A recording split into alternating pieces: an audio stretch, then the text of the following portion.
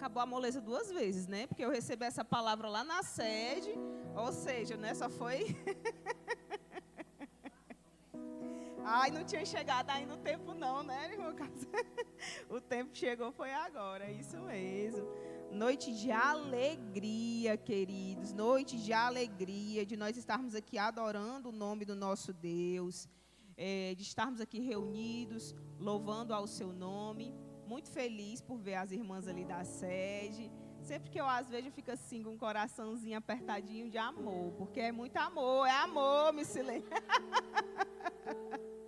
Ah, tá vendo? O negócio é sério.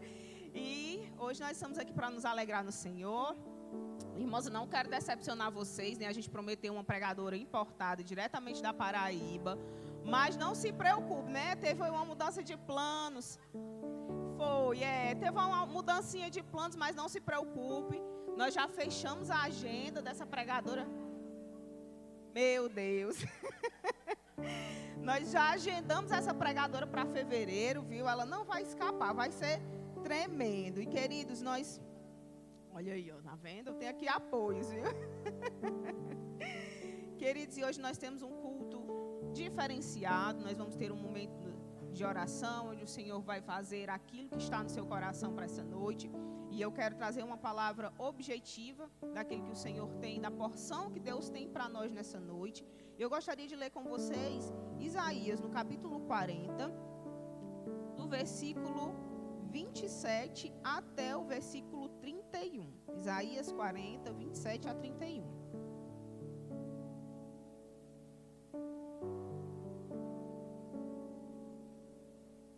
E a gente, às vezes, fala assim, já acabou a moleza e nós estamos aqui trabalhando. E às vezes as pessoas dizem assim, a obra do Senhor é difícil, a obra do Senhor é espinhosa, a obra do Senhor é trabalhosa. A verdade, queridos, é que tudo na vida tem o seu desafio. Nós somos desafiados em vários aspectos da nossa vida, seja ela profissional, seja ela familiar, seja ela pessoal. A questão é que, às vezes, a gente acha que vale a pena se desgastar pelo trabalho, se desgastar pela família, se desgastar pelo pessoal, e a gente, às vezes, acha que não vale a pena se desgastar pela obra do Senhor. Mas a melhor forma de nós gastarmos a nossa vida é servindo a esse Deus. Por quê? Porque nós não estamos construindo apenas para essa vida. Nós estamos construindo para eternidade, onde a traça não corrói, onde o ladrão não rouba. Então a melhor forma de nós estarmos aguardando a vinda desse Deus é o servindo com sinceridade. Amém? E Isaías 40, 27 nos diz assim: porque você reclama, ó Jacó, e porque se queixa, ó Israel? O Senhor não se interessa pela minha situação. O meu Deus não considera a minha causa. Será que você não sabe? Nunca ouviu falar? O Senhor é o Deus eterno, o Criador de toda a terra. Ele não se cansa, nem fica exausto. Sua sabedoria é insondável. Ele fortalece ao cansado e dá grande vigor ao que está sem forças. Até os jovens se cansam e ficam exaustos, e os moços tropeçam e caem.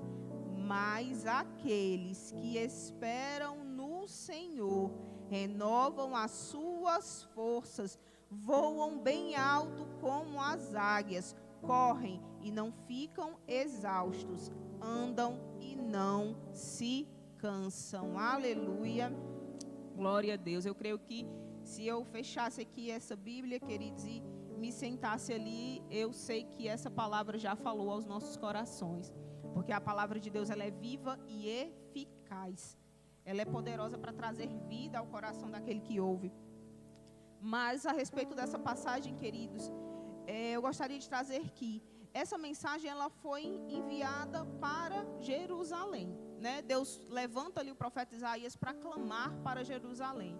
Uma Jerusalém que estava passando por um momento muito difícil, uma Jerusalém que estaria em cativeiro, uma Jerusalém que estaria ali passando por um momento de aflição, de sofrimento, teria sido arrancada ali da sua terra, transportada para um outro local, de outras culturas, de outros costumes. Muitas muitas vezes distanciada ali dos seus familiares nesse momento de guerra, de exílio. Ela passou por todo esse momento de dificuldade. Então Deus levanta o profeta para clamar. E o primeiro versículo desse capítulo nos diz assim: consolem o meu povo, diz o Deus de vocês. Olha que coisa tremenda.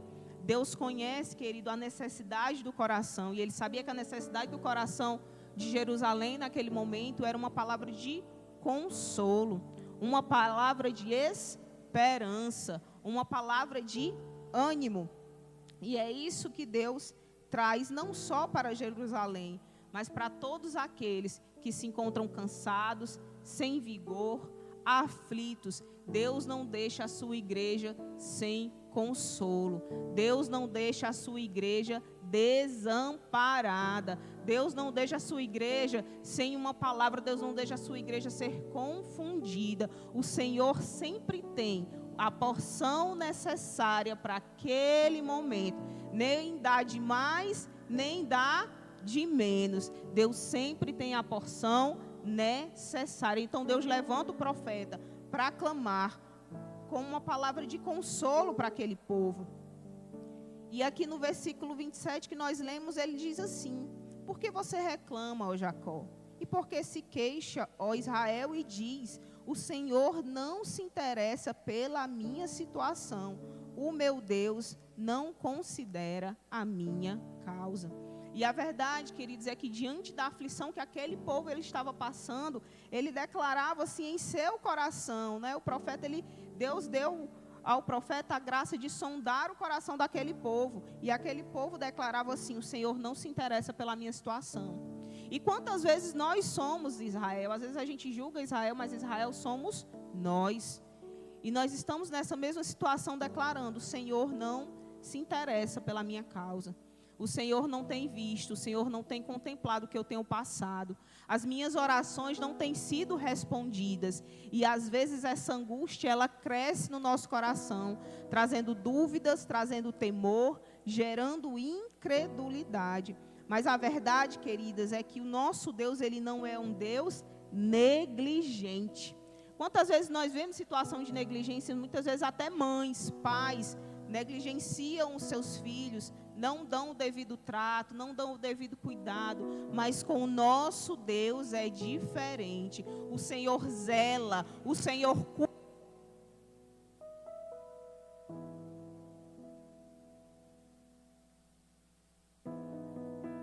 O Senhor zela muito bem, queridos, de cada um dos seus filhos. Se nessa noite você chegou aqui pensando que o Senhor está negligenciando a sua causa, talvez pelo tempo, talvez pela demora, talvez pela dor. A dor às vezes não nos deixa enxergar aquilo que Deus está fazendo em nosso favor. Eu quero te dizer que o Senhor não é um pai negligente. O Senhor não é um pai que se esqueça dos seus filhos. O Senhor é um pai presente. O Senhor é um pai que ama, é um pai que cuida, é um pai que zela. Ele não é um pai que mima.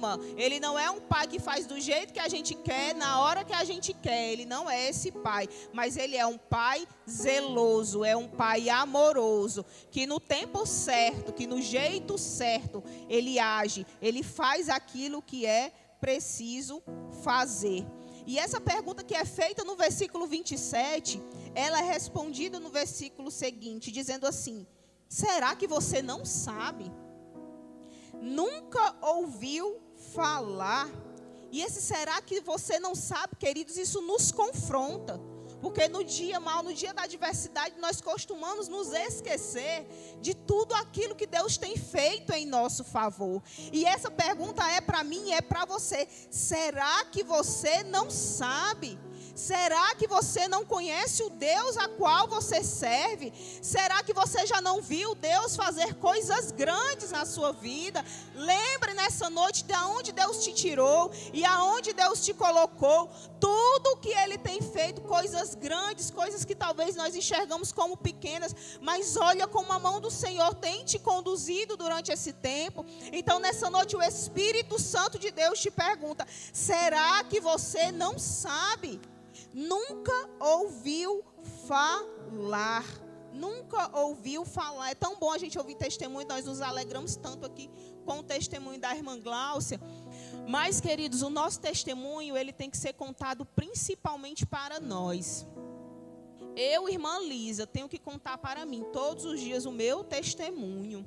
Eu não posso esquecer o que Deus tem feito na minha vida. Da mesma forma é você, é a sua vida. Todos os dias, quando o desânimo quiser bater, quando a tristeza, quando as aflições vierem, conte para você mesmo o seu testemunho. Jeremias vai nos dizer: quero trazer à memória o que pode me dar esperança. A questão, queridos, é que muitas vezes nós queremos nos encher de preocupações, de dúvidas. Isso é natural, isso faz parte. Mas muito melhor é nos enchermos de esperança. Esperança que o mundo não pode produzir.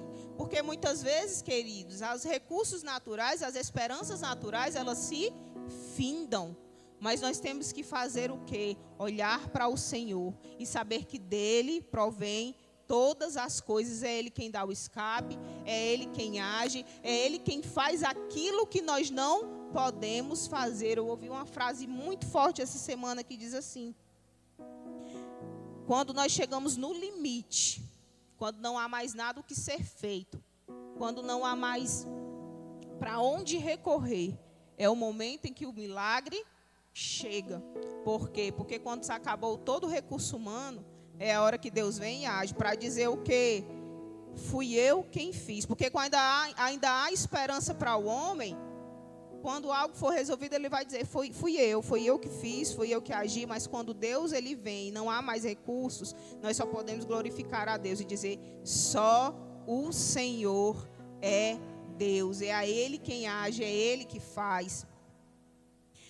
E, queridos, o versículo a passagem vai caminhando e diz assim: o Senhor é o Deus eterno, o Criador de toda a terra. Ele não se cansa nem fica exausto, sua sabedoria é insondável. E eu te pergunto: será que este Deus, Criador dos céus e da terra, que sustenta todas as coisas pela palavra do seu poder, será que Ele está incapacitado?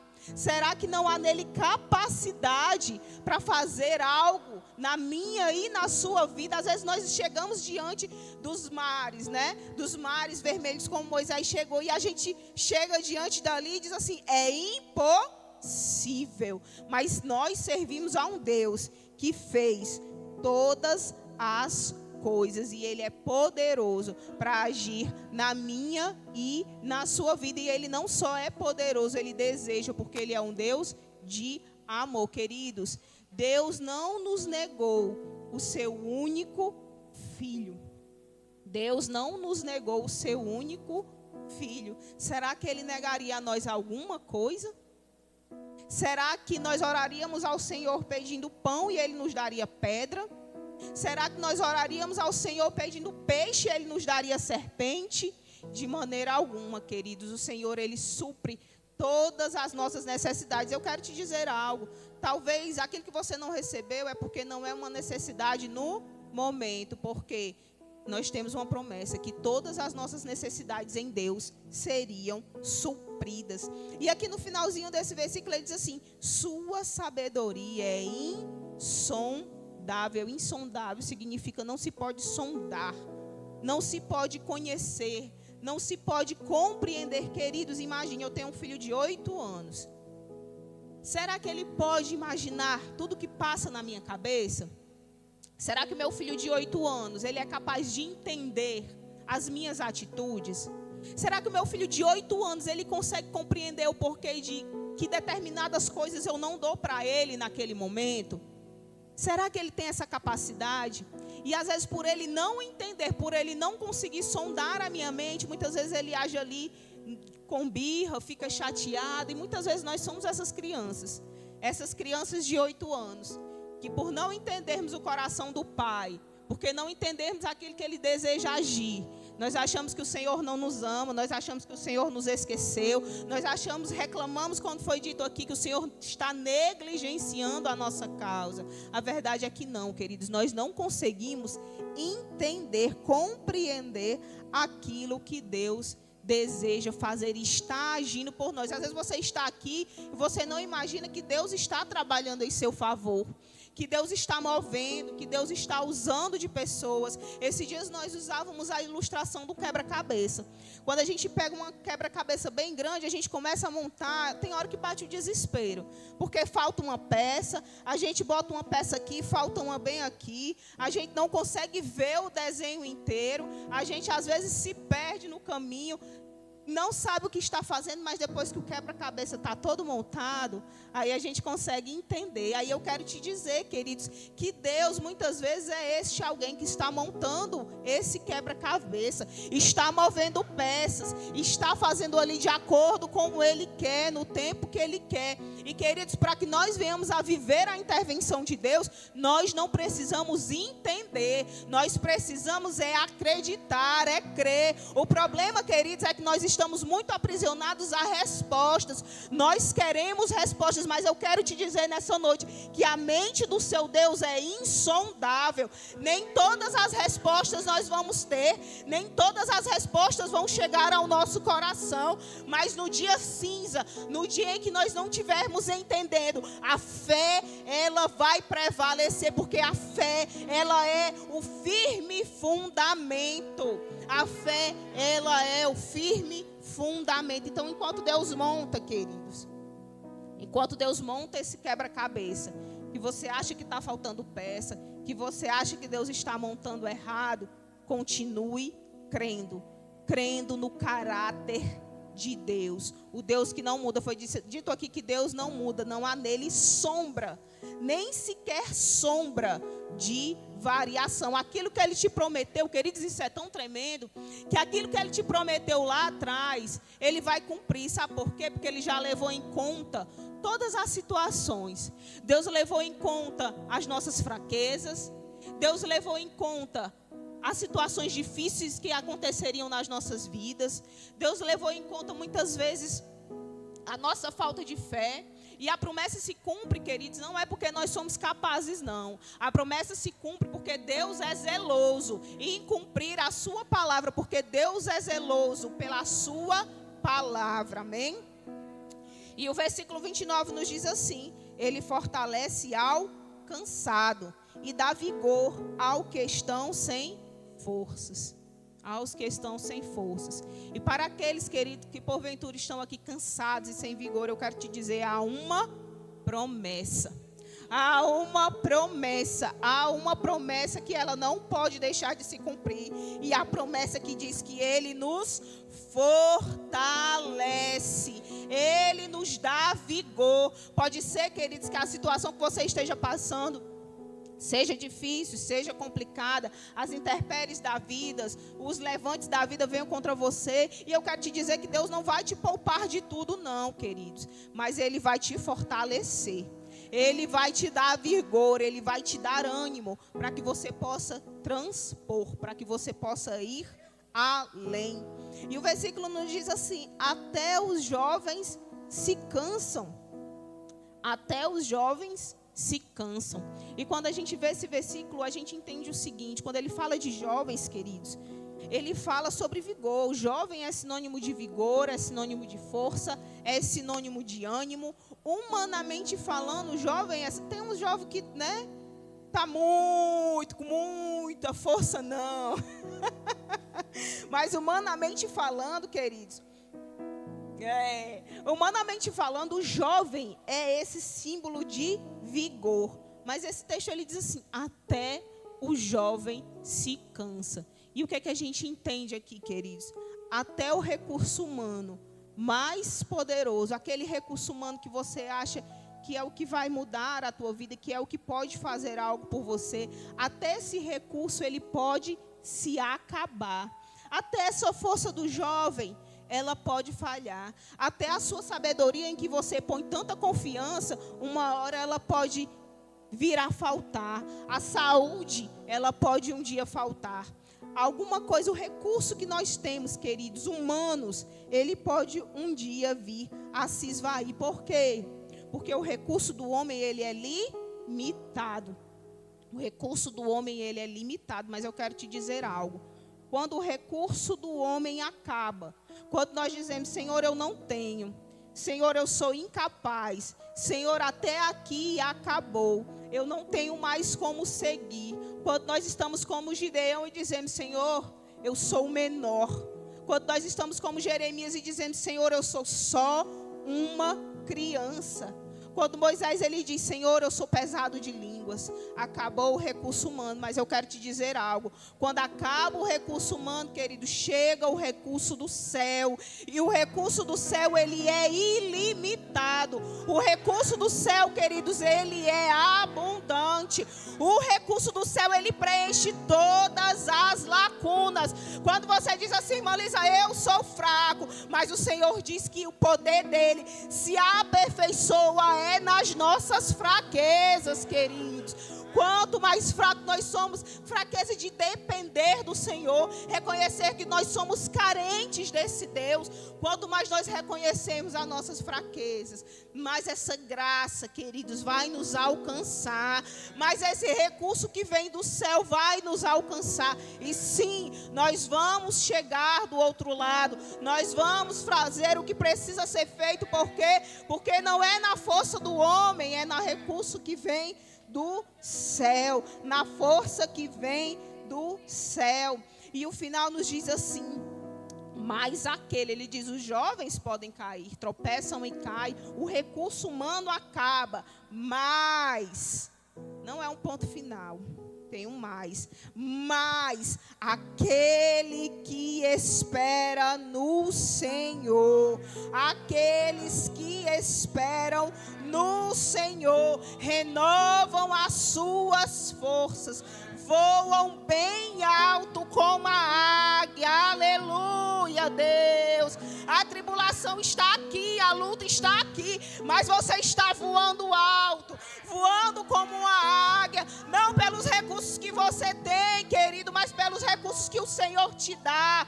Você pode ir mais alto do que aquele que te impede, porque o Senhor é aquele que supre todas as coisas. Nós correremos e não ficaremos exaustos, nós andaremos e não nos cansaremos, porque a nossa força, queridas, ela não vem do nosso braço, a nossa força vem do Senhor que nos sustenta. Ele é o braço forte, é aquele que se levanta e age em nosso favor. Ele é o nosso auxílio, ele é que nos adestra para a batalha. Esse é o nosso Deus. E nessa noite, queridos, você saia daqui consolado, como Jerusalém foi consolada, crendo que Deus tem planos para a sua vida, para a sua casa, para a sua família, crendo que o Senhor não negligenciou a sua causa. Não negligenciou a sua causa. Quantas vezes, queridos, nós somos injustos com o Senhor, e lá na frente Deus vem e age, e a gente se sente muitas vezes envergonhado. Senhor, por que eu não criei? Por que eu não perseverei em fé? Eu quero te dizer, continue firme. No tempo certo, você vai ver aquilo que Deus está para fazer. Amém?